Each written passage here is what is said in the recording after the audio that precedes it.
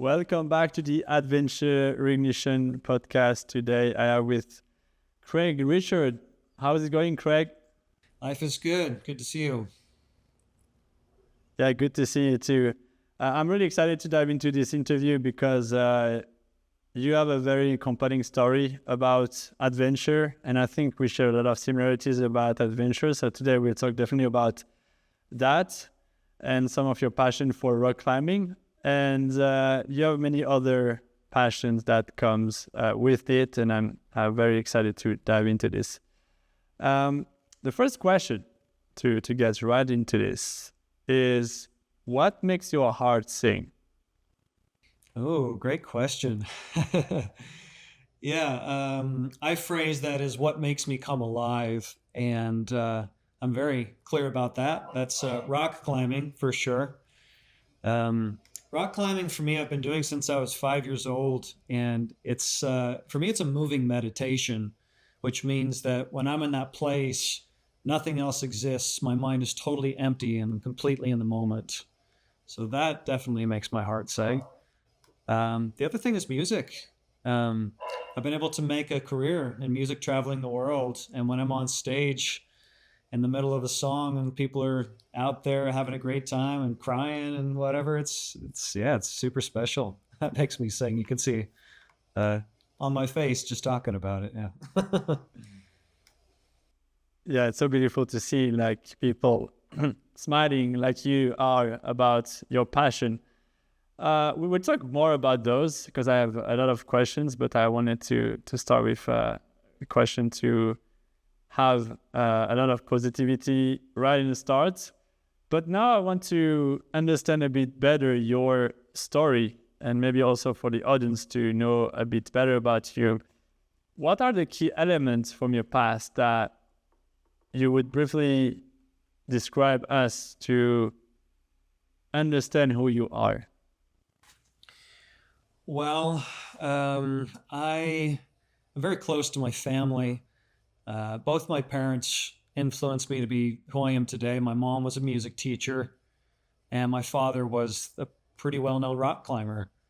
And they both started me in music and rock climbing when I was 5 or 6 years old. And that's really come to define my life.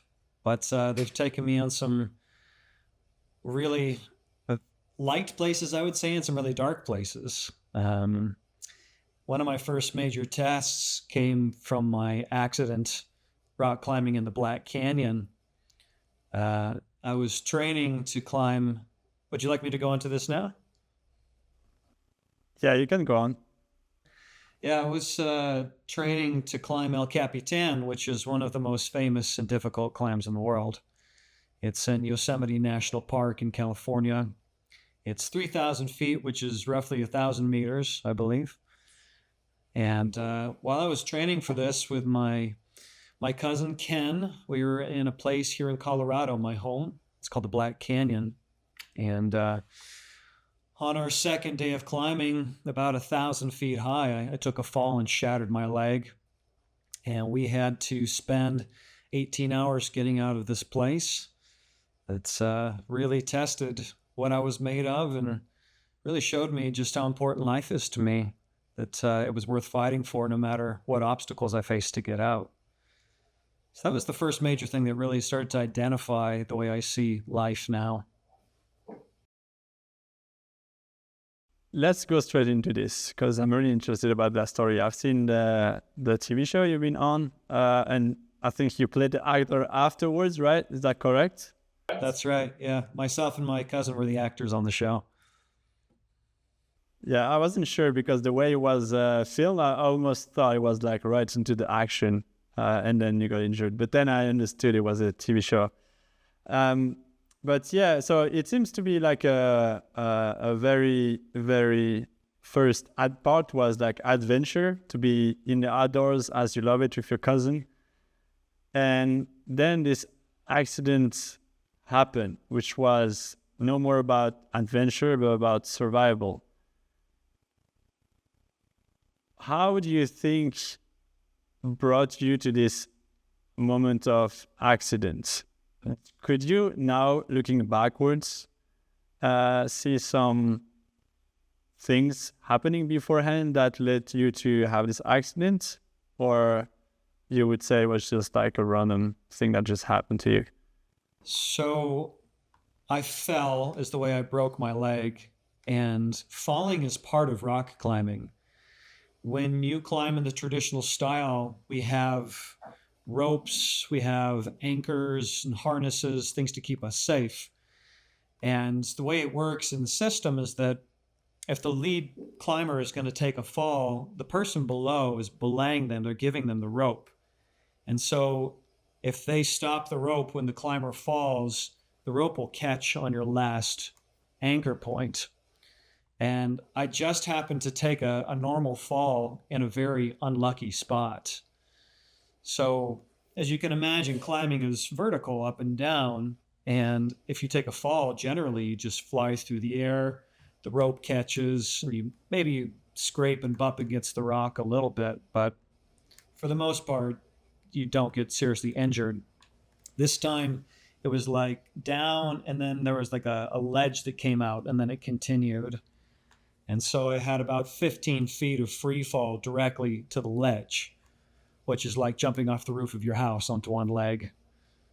And so it was enough. But to answer your question more directly, was there something leading up to it? I had just done the most difficult section of climbing I'd ever done in my life. So certainly I had pushed myself to my physical limit beyond what I'd ever accomplished before. And following that, I thought that I was fully rested, but my body told me otherwise and had nothing left. So I came off the rock and took that fall. I've seen in the documentary that your body started to shiver and you could feel your hand, you were sweating from your hand, which never happens to you. Was it like a kind of like a warning that you experienced before the actual fall? Yeah, it was a moment of panic, unlike I think I'd experienced to that point before. I think because I knew I was in kind of a precarious, a very strange spot, and it would have been very unideal to fall there. So I really didn't want to let go, but my body went into that panic, and of course, made my hands more slippery. So yeah. And you talked about going beyond your limits. I'm somebody who also loves to push myself through physical endurance or random adventure, like going into the cold. And sometimes I get the question from people like, are you going over your limit? And I feel not, but I'm wondering, when is it that moment of going too far beyond your limits? Do you now feel it better than before your accident, or how do you feel that moment where you just go too far, if there is any? Question. As I'd mentioned, I was training for one of the most serious climbs in the world, El Capitan. So I wanted to do things on this climb in the Black Canyon that would show me what I was made of. And so I don't feel like I did anything wrong by really going to the edge of my limits, because I was climbing with my safety gear and doing it in the right way. I just got bitten because I fell in a very strange way, in a very strange place. But I get asked this all the time, like you mentioned you do. I'm a very extreme athlete kind of guy, and I always say to people, I love going to the edge, but I know where it is, and I don't go over. And that is really important to me. I love life so much that I love to get exhilarated by, going near the edge, but my body clearly tells me where it's at, and to stay a couple notches behind that. Yeah, definitely. I feel also sometimes it's part of the thing to maybe go a bit beyond your limits so that you can like push a bit further. But it depends on the activity. I would say for you, rock climbing, there are like a certain kind of risk that comes with it. But usually, as you mentioned before, there's like safety protocols that come together. So usually most of the time you're just like safe, even if bad things happen. So yeah, I feel like for me, that's sometimes testing my limits and burning my my wings, that I can learn and just like know better next time. But you mentioned something yeah, go ahead. I wanted to say one more thing about that that's very important to me. I have a little bit of a problem with this, at least in America. People love to say, stay safe. And I always say to them, I'll be careful, because safety is not guaranteed, right? In life. However, the thing that I bring to all of my sporting activities and adventurous things is really the focus in my mind, because the more I pay attention, the more I take care in what I'm doing, the greater the chances that I'm going to be successful and be healthy. You know what I'm saying? That's exactly a topic I wanted to cover here. We'll go straight into this. Tell me about focus when you do those activities. How important it is for you, and how do you get into that zone where the focus is extreme, that you get into the zone? How would you describe that? So there's a film that I love based on a book called The Way of the Peaceful Warrior by Dan Millman. And this really influenced me when I saw it for the first time around age, I think, 28, something like this. So about 12 years ago. And basically, it's a story of this kind of guru that teaches a young man how to be so present in the moment that his athletic feats are just unbelievable. And the mindset basically is to be so perfectly in the moment that every thing that's coming next, it's almost like in slow motion. And I really started to learn this for real when I did American Ninja Warrior, this athletic competition on TV.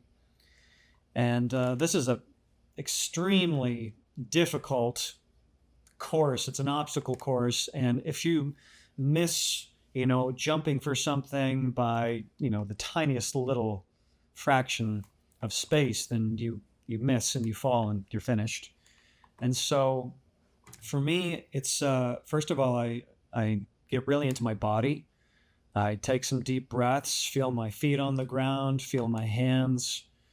And then through a life of practicing meditation, I get myself into a meditative state, which is just emptying my mind of any distractions that don't have to do with exactly this moment right now. And from that place, it's like I see and hear everything that's happening in that moment. And I feel I have access to everything. And the performance from that place is incredible. And it's almost like a timeless space. Sometimes I'll get into that zone and do a climb, or when I did this Ninja Warrior TV show, I'll begin and then I'll get into this zone and I'll kind of blink my eyes and be like, oh, it's over. That's interesting. Like I went into a time warp somehow. Would you say it's linked to a specific activity that you enjoy, or a practice to get into that state? I would say in many ways it's been a lifelong practice. One of the pieces of advice that my father gave me that I will keep for my whole life is to pay attention.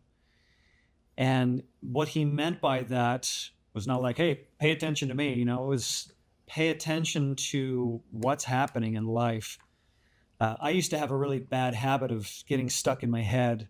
If someone was mean to me or something didn't work out, it just go into these loops in my mind. Wow, why didn't this work out? Why didn't they like me? What can I do different?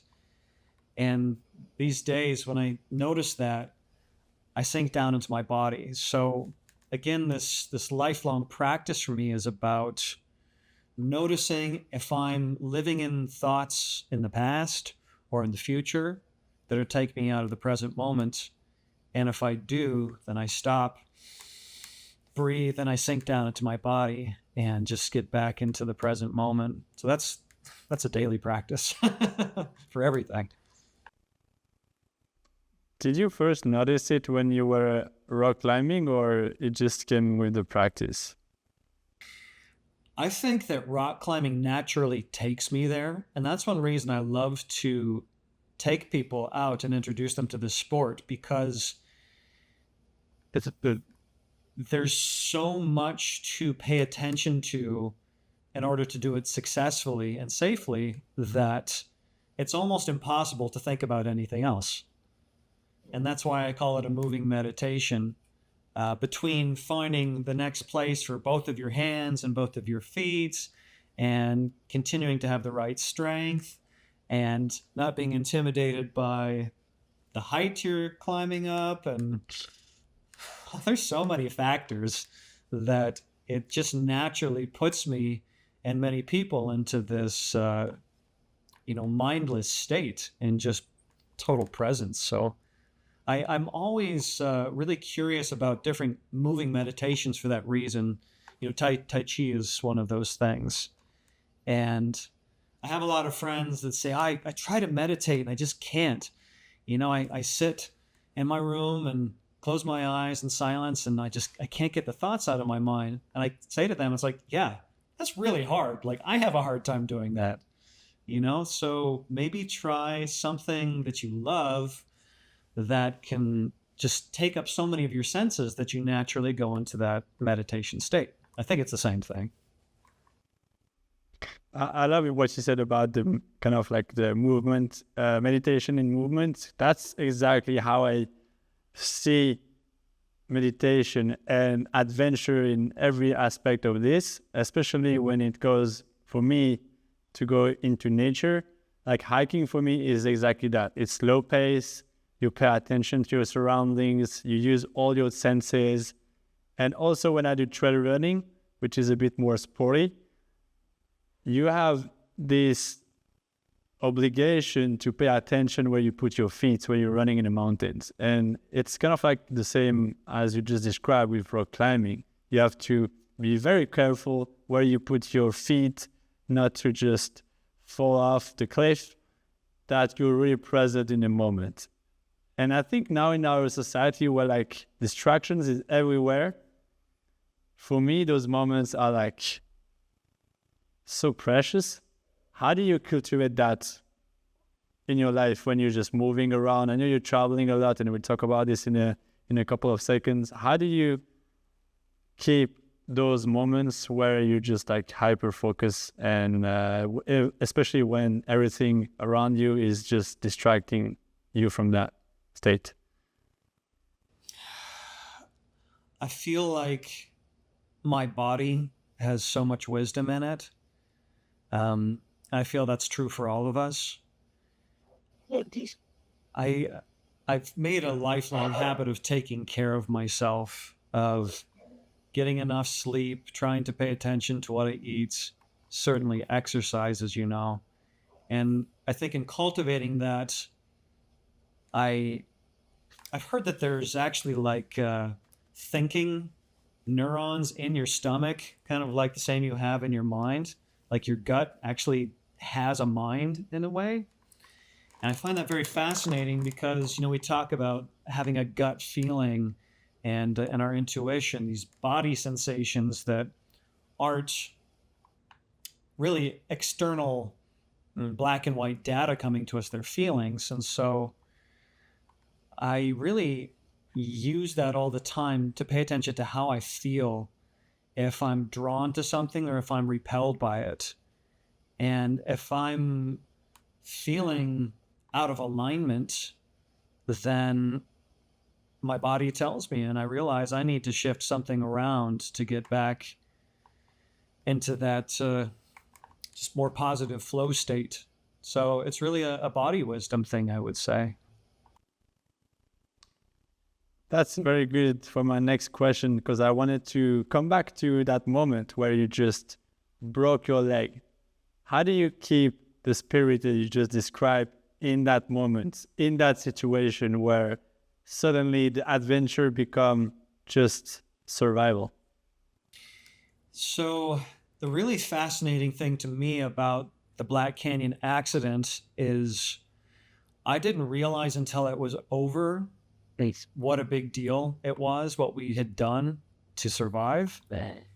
And Can you just describe very quickly the steps of what you had to overcome to kind of like get out of this alive?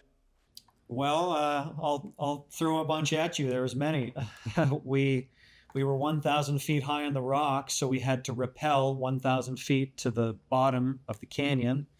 That took us 8 hours. I had a shattered leg. It was very, very difficult. Our ropes got stuck several times in the rappels, which meant that my partner had to climb free solo, which means totally unprotected, to unstick the ropes and bring them back to us. It's very dangerous. Once we got to the canyon bottom, we were out of food and water. It was very hot. And then we had to crawl for 3 miles in the dark through poison ivy and through trails that were always leading in different directions. And many times we would hit a dead end and we'd have to turn around and pick another way. There was 2 different spots with a fixed rope on a wall. So to come into the canyon, it's almost like, it's not straight down, but it's very, very steep. You know, you're sliding in on your butt on gravel and loose rocks. And twice there's a cliff that just drops and a permanent rope that's hanging down the cliff. And you're not meant to go up those things, only down, because you have this device that allows you to go down the rope easily, but going up is a different story. And there are devices to climb the ropes, but we didn't bring those with us. So this goes on and on. there was many, many things. But I wanted to finish what I was saying a minute ago about what fascinated me is that we didn't realize how much we'd done until it was over. And I've really thought about why that was, that while it was happening, we were going, oh my gosh, this is bad. Are we going to get out of this? Like, I don't know if we can do this. That never was part of our mindset or our conversations. And that really showed me a lot about the way I think. Because it was such a reward for me to realize that I naturally think that way. That rather than being consumed by what's in front of me that seems impossible to get through, that my go-to response was, well, what's next? You know, this isn't the end. We can get creative. There's always a way to get creative and keep going, basically. Yeah. Awesome. And you said something at the beginning of the interview. You said you have a love for life, an excitement for life. Where would you say this comes from? It's a good question. One of the ways I answer that is when I was a teenager, maybe 13 or 14, I just remember kind of starting to see the world in a new way that, I don't know, something turned on inside of me that said, wow, I get to be here. This life experience, not, oh, I'm here or I have to be here. It was like, I get to be here. Like, look at this playground with all these things to try and see. And so one of my first things I knew about myself as a young man was that I was in this lifetime to see the world. I wanted to see everything and try a little bit of everything. So certainly a lot of it just kind of naturally came alive in me. But a big thing that I love to talk about is the people in my life that have helped make me who I am. I have wonderful parents. My mother, Carol, and my father, Ron, are just world-class people, such nice people. And they really gave me a foundation to appreciate life And they also allowed me to be free. When people ask me what my values are, freedom is usually top three, if not number one. And what that means to me is really just the freedom to live the kind of life that is right for me rather than what I'm told. And I was really given that foundation from my family. And so it's definitely been my influence, but also something inside me just always knew that this is special, that we're here, that this wasn't an accident, that it's like if it's when I get into this conversation philosophically with people, they're like, well, what if there, is an afterlife or a God, or like, what is this, all this stuff about? And I say, well, here's the thing, like whether this is an accident or not, we're here right now. So we have two choices. Do you want to make it awesome or do you want to make it not awesome? Like, which one do you want to choose? Doesn't seem like a hard decision to make to me, Yeah, my partner actually asked me the question a couple days ago, and I couldn't answer it because I don't think about it this way either. Maybe there is, maybe there is not. I don't know. I feel like there is like the answer I gave her was pretty much the same as yours. Was like, okay, I'm trying to figure these things out here first, and trying to make it maybe not unbelievable, but at least exciting for me. And I don't think so much about an afterlife neither. I want to go back to something that you said about your parents and freedom. One of my top values is also freedom, but I would say that my story with my parents brought me to this path of freedom because I felt a bit trapped by them. But you seem to have a different education somehow that led to experience it, loving it, enjoying it. What was that ground that they created for you to experience it? I love that you brought this up, by the way, because I speak a lot about my family and just people in my life that are important to me. And I'm equally fascinated by those that have had the opposite experience, that didn't have a good foundation and then found their way to so much beauty and light in life. And I have so much respect for that, by the way. I think what they allowed is, my father always says, I believe that children are born perfect, and all we need to do is just nurture that perfection and let it just be what it is without getting in the way too much. And so I feel like that was a lot of what they did for me. They really showed me the value in living a life that I took care of, making sure I brush my teeth and eat well and go to school. And like, it's good to do well on your homework because then you can learn more and you can have more opportunities, like all these basic things you teach a child. But outside of that, they really let me just be, I think, exactly who I was always going to be. I think that's the foundation that they provided for me. And not all of us are given those tools. And I think we're all here to have very different journeys. And so for those of us that don't get those kinds of foundations, especially from family, something in life will lead us there to find what and who we really are. We're all going to get to the same place. We just take different paths, I think, to get there. Yeah, I agree so much with that. And I wouldn't say I didn't have the good foundation on my side. It's just that when it comes about experiencing stuff, they were a bit more conservative, which made me feel a bit trapped.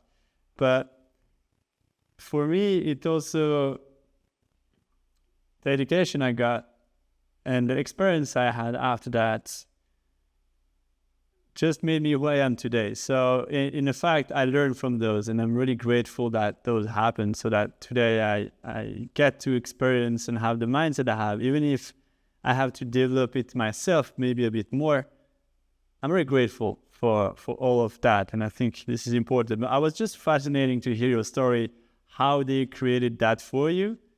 And because also I'm 35 at the end of the year.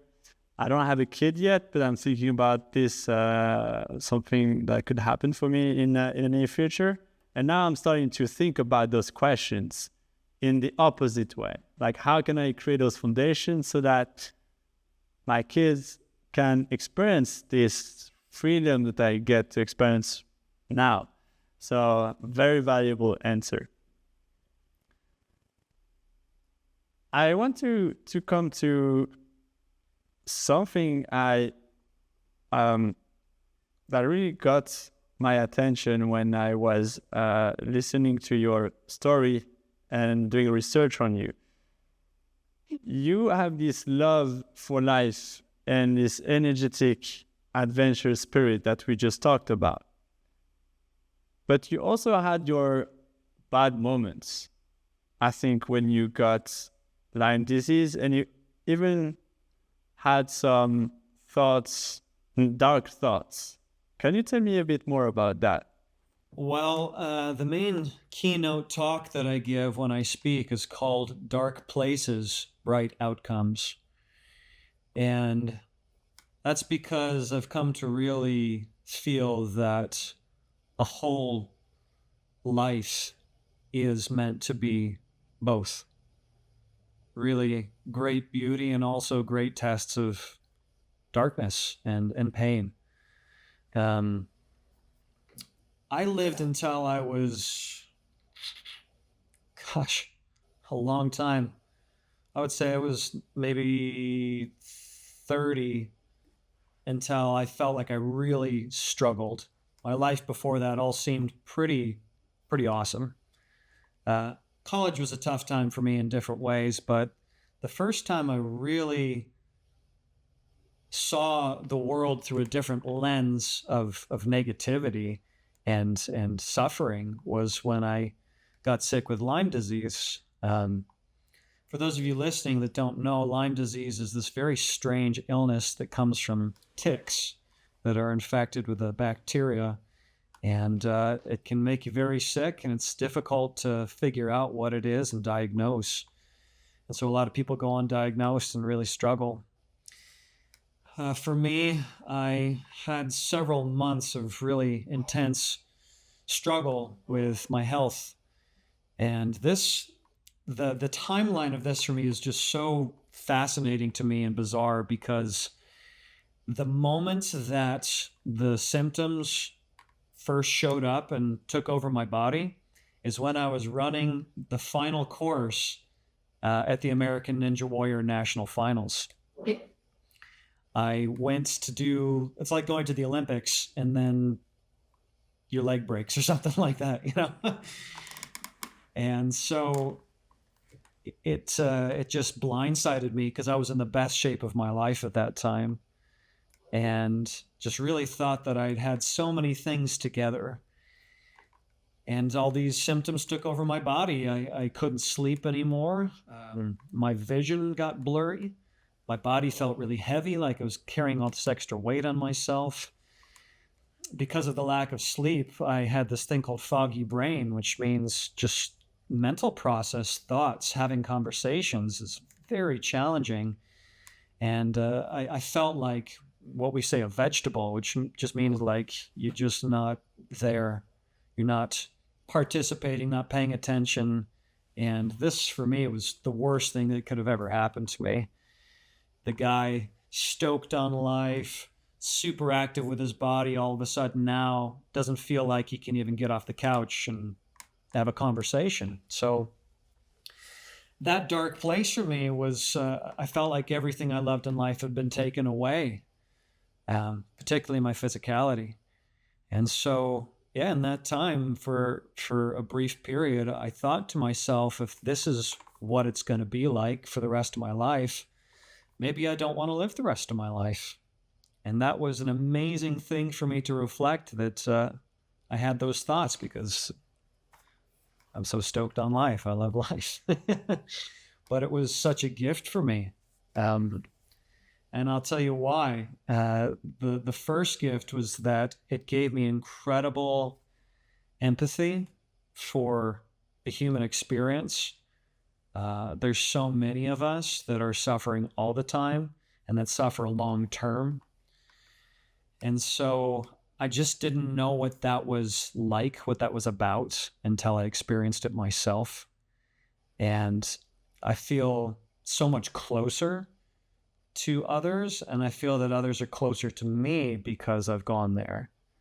The other gift is, for me, my life has been all about firsthand experience. I've wanted to go out, do the thing myself. And one of the main reasons for that is that so often when people tell me about something, their experience, my experience is very different. I love hearing stories because it makes me think about my life and my experience. But if there's something I want to know about, I will not make up my mind about it until I've done it. And so by going to that darkness and experiencing depression, anxiety, I don't talk about it in vague terms anymore. Like I know something about it if I don't. I know about it. I've been there. I've done it. Right? So I really feel like that darkness can be an incredible gift because I feel so much more of a whole person. I understand life better from my experience, firsthand experience. And it also makes the sweet times sweeter. I know what it feels like to not feel good. So when I feel good, it's like today. I'm feeling healthy. It's a beautiful sunny day. I'm having a great conversation with a cool dude. Life is good. I can relate to that a lot because I actually lost my dad to suicide when I was 18, 19. And this has been, of course, a big wake-up call very early on my life about the fragility of life, about enjoying our time here on this planet. But definitely it's been a tough time, of course, to get out of this. And I'm curious to understand, how was your process for you to get out of these dark moments? What were like the key steps or moments that could help anybody who is just having a hard time now, that with your example could maybe get out of this as well? Great question. One of the main things that's always helped, okay, and take a step back. One thing I feel I've really learned from the pain is, first of all, not to try and avoid it, because it hurts. I think we're trying to avoid pain all the time. It doesn't feel good. And I think one thing I've really learned is, if I'm in a place, especially if I'm new to this place, if something has just happened, I've had a loss, I've had a disappointment, whatever it is, I really want to pay attention to let myself feel, especially the sadness, or even the fear or the anger, all of those yucky feelings we don't like to feel. I've found that it's very important for me to allow my body to process those emotions first in a healthy way, without hurting myself, without hurting other people. I'm very passionate about men's work, and I really believe in crying. I love crying. As men, we're kind of taught that that's not okay. And boy, that's so cathartic for me. So the first thing is to allow myself to feel the emotions in a safe and healthy way. The next thing that has really saved me is to look inside of myself and ask, what is it that I really love in this life? What is it that makes me come alive? When I had the Lyme disease, that was a light bulb went off in my head. I had a day that I was feeling okay, that I could actually do something with my body. And my father and I went climbing in the space that's very sacred to me here in my hometown, Colorado Springs. It's called the Garden of the Gods.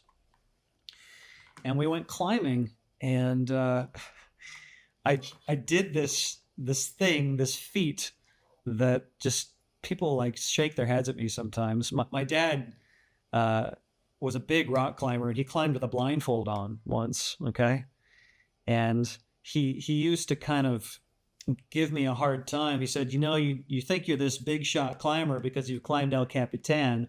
Well, I climbed with a blindfold once.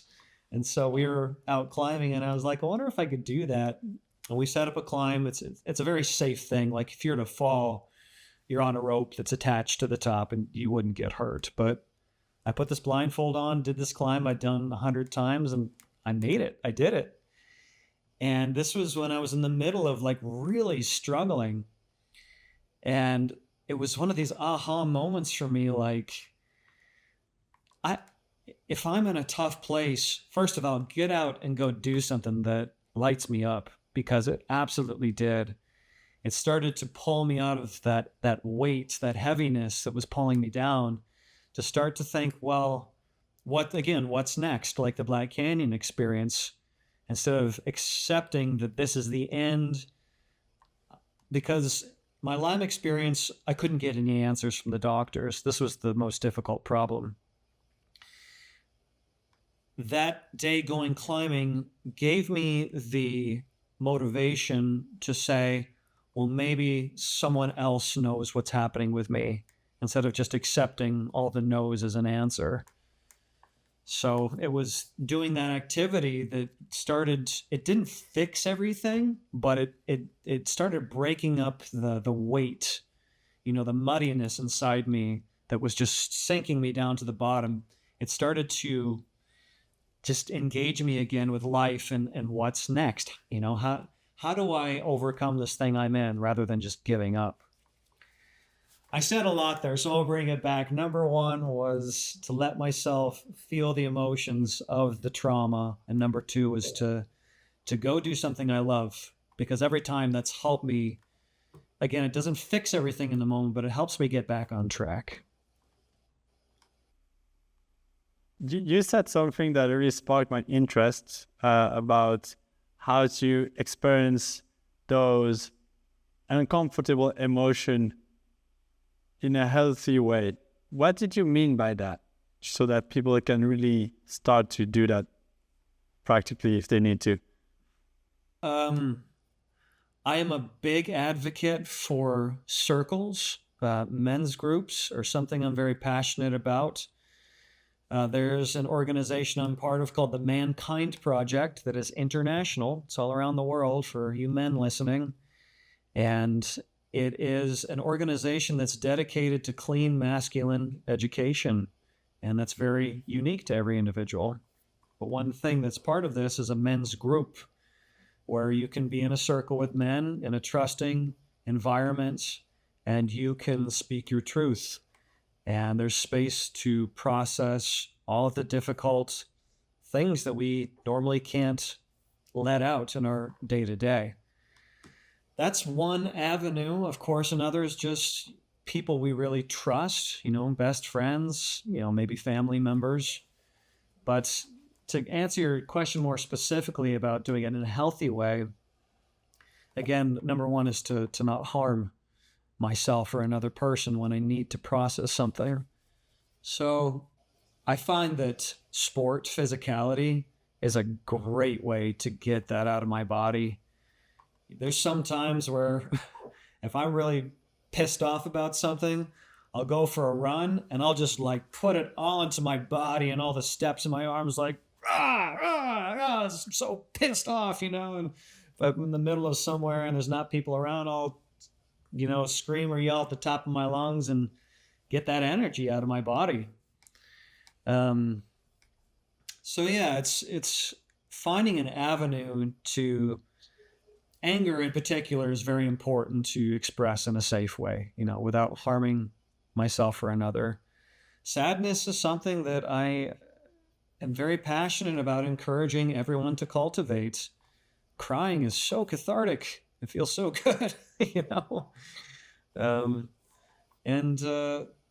I think just finding safe spaces to do that, people we trust, or just in environments, that I feel safe in my home, Is there any more you wanted to ask about that? Was that enough? Now that was a good explanation, and I can reflect to my personal experience on those moments, being surrounded with friends and people I love, and having also sports. I was playing football, you call it soccer in the US, just like saved my life basically, because I had an activity that would let myself express my emotion through physicality, but also with my friends when needed. I could talk about what I was going through after losing my dad, and that was actually keep living the same life, and was really helpful for me to go over those very dark moments. Acknowledge them, yes, but not stopping to live. And I kept going, and I was young, so I was like, my life is in front of me. And what you said about men's group, having a safe space to express, and adventure or physicality, I could only recommend that so badly, because it helped me as well so much. I have a few more questions to ask you before we wrap this up. I love introspection. For me, adventure is definitely a door to what I call the adventure inside. So now you're a singer, you do speaking, and you love adventures. And I wanted to know, how did you think first it was possible to make a living doing those? And how did you find this clarity that you wanted to go through this path and not like a normal path, like, I don't know, working in a big corporation, and what you know, that is what I call the conventional path? Sure. Great question. Well, my first answer to that is that it was not always easy. I spent a lot of my life feeling like the way I wanted to live was wrong, because I had so many people telling me that I wasn't doing it right according to the normal path that a lot of people take in life, which works for many people. It's great, but it was not going to be my path. And so it was definitely a struggle for many years to go after the things I really loved and wanted to do, with so many around me judging me for doing it. To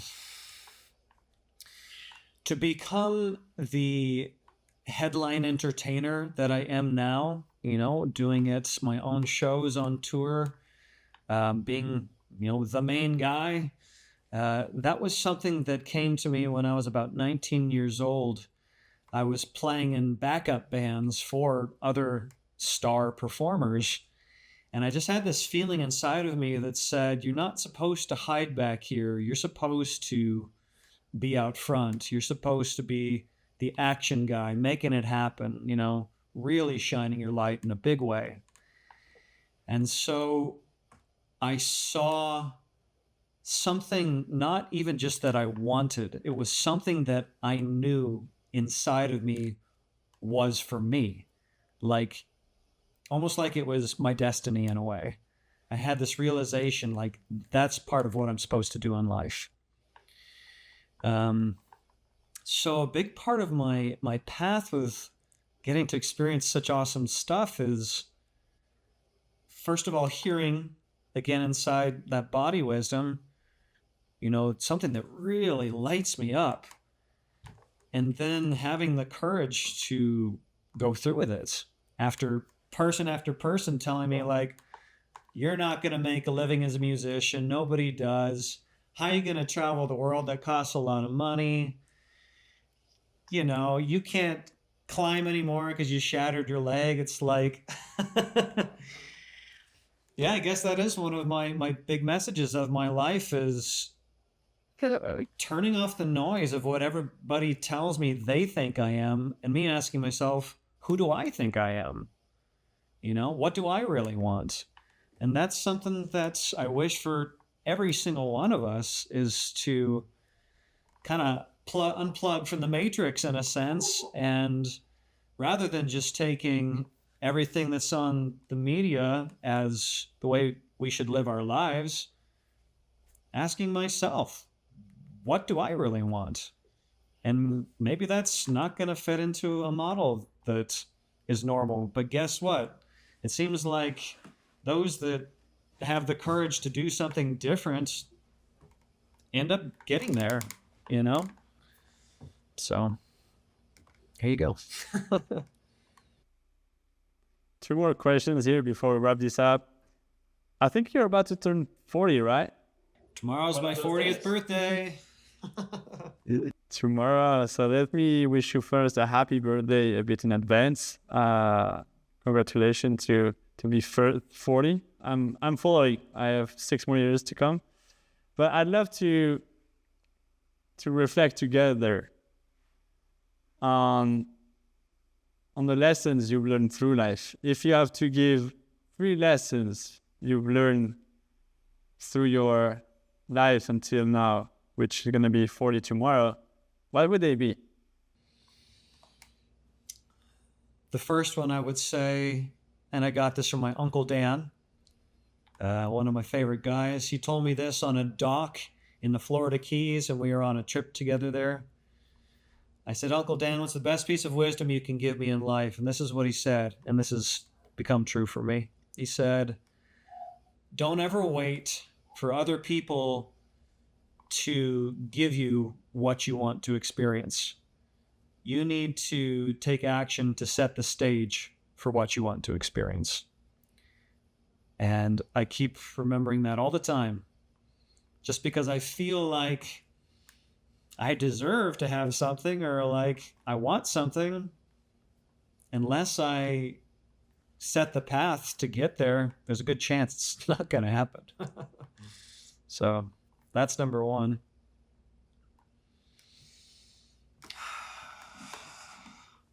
I've learned that just life is so precious.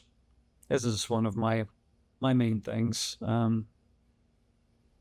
I can't believe I get to be here. And I thank you so much for the opportunity to have this interview, because every time I get to speak this out loud, it reminds me of just how special just this whole experience is. We have so many gifts, you know. This planet is this paradise. We live in these bodies that naturally heal themselves. Like, most of us live like kings compared to people like 300 years ago, the way we eat and the homes we live in. Like, we're doing pretty good, you know? So I've learned just that life is so worth it.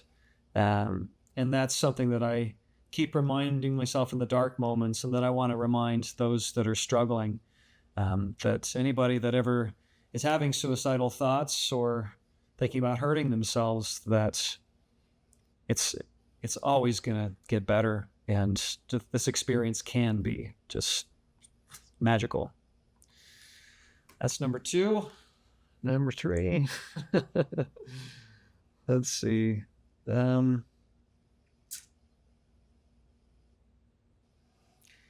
I mean, just to get back to John Lennon, all you need is love, right? When I get in these philosophical questions with people about, like, what is God? What is life really all about? Like, what's the most effective way to be? This goes back to what I said about having a bad habit of overthinking in my life, getting stuck up here in my mind. Whenever I do that, I quiet my mind, and then I sink down, not just into my body, specifically into my heart space. Because, again, like the gut that has thinking, I believe that the heart has kind of a brain of its own. And whatever my heart energy says, every single time will take me in the best direction with any question or struggle I have. That's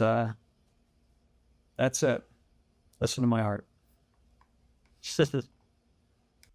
Thank you so much for those lessons you share with us. And I'm sure there are so many, but 3 ones were like absolutely amazing.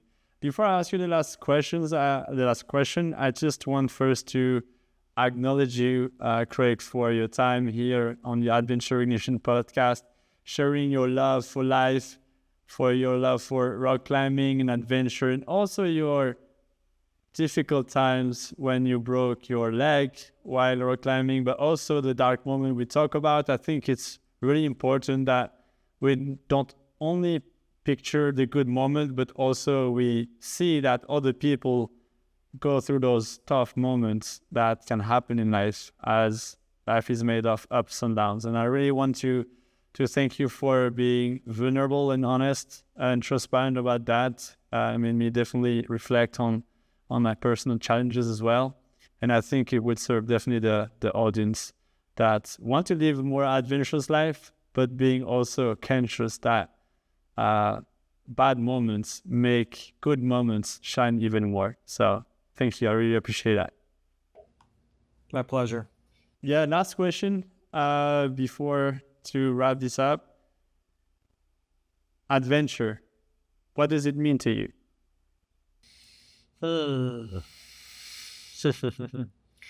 Adventure to me means learning something new, experiencing something new, being filled with that electricity, that zest that reminds me that life is just so awesome.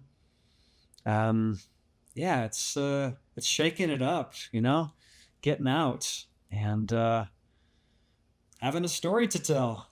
That's adventure. Craig, that was amazing. Thank you very much for everything you said and shared with us today. I will put all the links towards your social and the websites in the description so people can get in contact with you if they want to further get to know you. Thanks again, Craig, and everyone. Have a beautiful, adventurous day. Bye. Bye-bye. Thank you.